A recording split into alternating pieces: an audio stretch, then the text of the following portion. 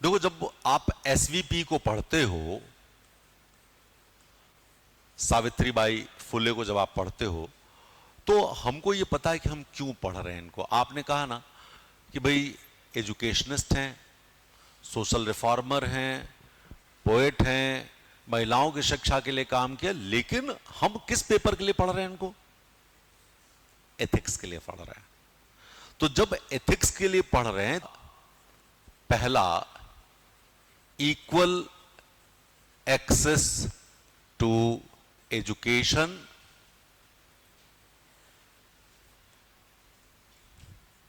No gender discrimination.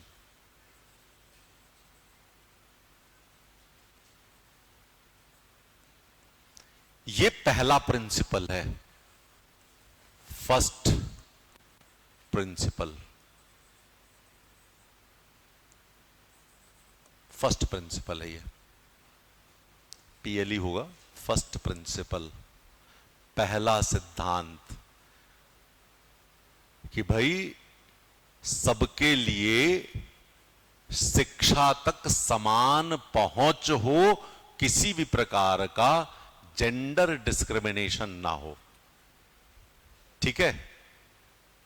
Example तुम्हारे पास पता ही है, स्कूल खोल दिए इन्होंने, नाइट स्कूल्स खोल दिए, बच्चों के लिए खोल दिया, लड़कियों के लिए खोल दिया, सब कर दिया।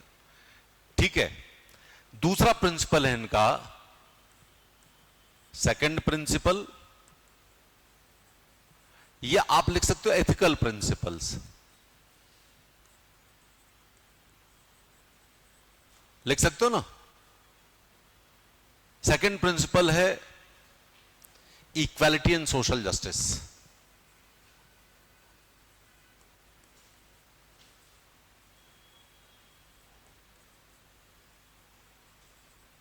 समानता और सामाजिक न्याय।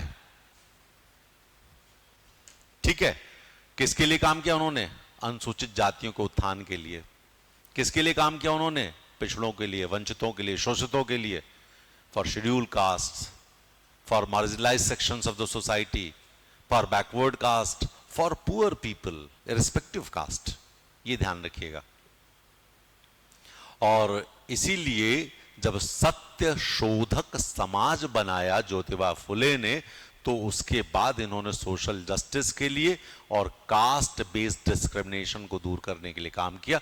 तो ये क्या है? Equality and social justice. इसमें कास्ट बेस्ड डिस्क्रिमिनेशन नहीं होना चाहिए, जाति के आधार पर भेदभाव नहीं होना चाहिए। देखो, आज हम लोग जितने अच्छे से यहां बैठे हुए हैं, अब कोई किसी की जाति नहीं पूछता। यदि ये राजनीति को छोड़ दो ना, तो कोई किसी की जाति नहीं पूछता, तुम किस जाति के हो। थर्ड, जो आज की बहुत जरूरत है, एम्पावरमेंट ऑफ वुमेन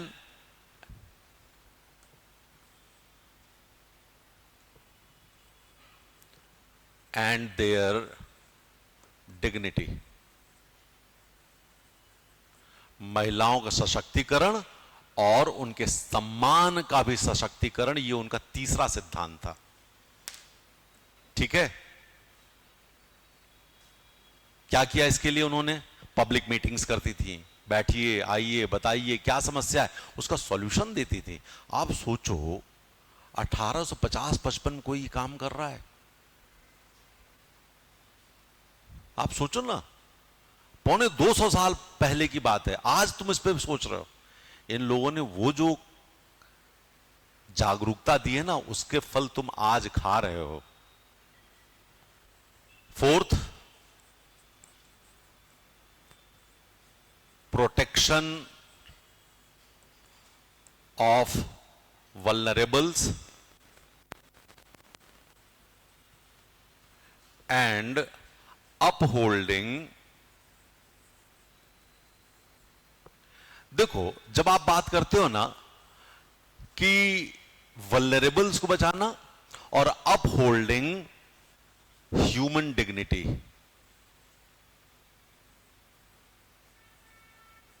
क्या कह रहे हैं वो? कि भाई कमजोरों की सुरक्षा और मानव सम्मान को बनाए रखना। ये चौथा प्रिंसिपल है, उनका सिद्धांत है। प्रोटेक्शन ऑफ वल्नरेबल्स, कमजोरों की सुरक्षा और मानव सम्मान को स्थापित करना, ये चौथा है। और इसीलिए उन्होंने क्या किया कि भाई चाइल्ड मैरिज नहीं होनी चाहिए। एग्जाम्पल्स क्या आएंगे? नो चाइल्ड मैरिजेस,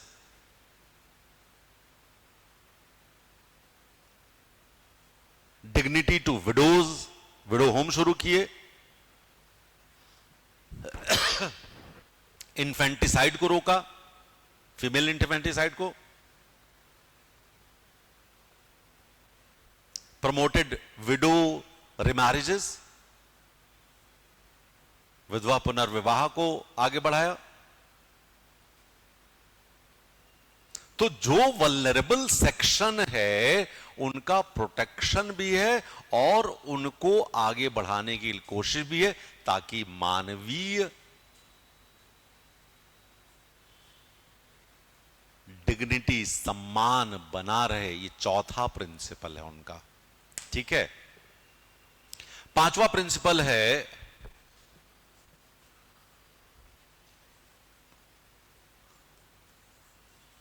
इन्फ्यूजिंग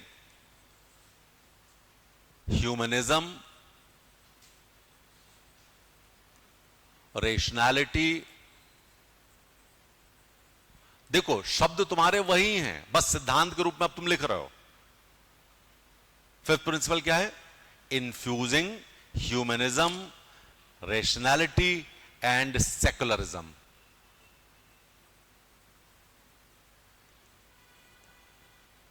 क्या कह रहे हैं? मानवतावाद, तार्किकतावाद और धर्मनिरपेक्षता की भावना को स्थापित करना। रेशनल थिंकिंग चाहिए ना। हम में क्या अलग है यार, तुम बताओ ना। वही दिमाग, वही आंखें, वही कान, वही नाक, उसी तरह का हमारा ब्लड ग्रुप, सब कुछ तो एक जैसा है। तो तार्किकता के आधार पर क्यों अछूत कन्या कर दें हम? है कि नहीं है? क्लियर? रिलीजियस ऑर्थोडॉक्सी क्यों हो? तो इसको एजुकेशन के माध्यम से ही दिया, थ्रू एजुकेशन, शिक्षा के माध्यम से इस सिद्धांत को स्थापित करना। ठीक है। सिक्स्थ प्रिंसिपल है compassion, service and humanity. Compassion, service and humanity. दया या करुणा, सेवा और मानवता, ये इनका छठा प्रिंसिपल है। These are 6 principles of Jyotiba Phule, which we infer from her writings and her actions। जो उनके लेखों और उनके कार्यों से हम निकालते हैं, ये 6 सिद्धांत हैं। और यदि आप इन 6 सिद्धांतों को देख लोगे तो तुम्हें लगेगा कि यही सिद्धांत तो है हमारे पास जिन पे हम काम कर रहे हैं आज। कर रहे हैं कि नहीं कर रहे हैं? ठीक है।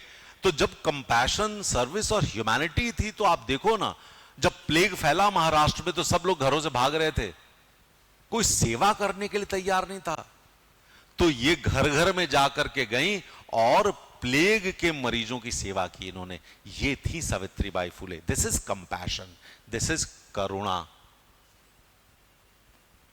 ये है उनका करुणा वाला भाव, ये है उनका सेवा वाला भाव, ये है उनका मानवता वाला भाव। ठीक है। और फेमिन रिलीफ दिया इन्होंने। जब दुर्भिक्ष आया महाराष्ट्र में तो फेमिन रिलीफ दिया, दुर्भिक्ष में सहायता दी, खाना बंटवाया, लिख लें, अनाज बंटवाया, जरूरी चीजें बंटवाई। ठीक है।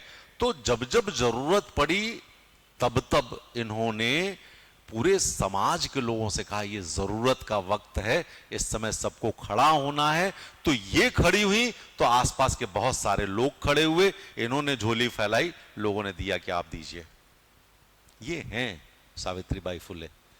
तो अब आप सावित्रीबाई फुले को लिखोगे तो अलग लिखोगे कि नहीं लिखोगे? डिफरेंट हो गया सावित्रीबाई फुले।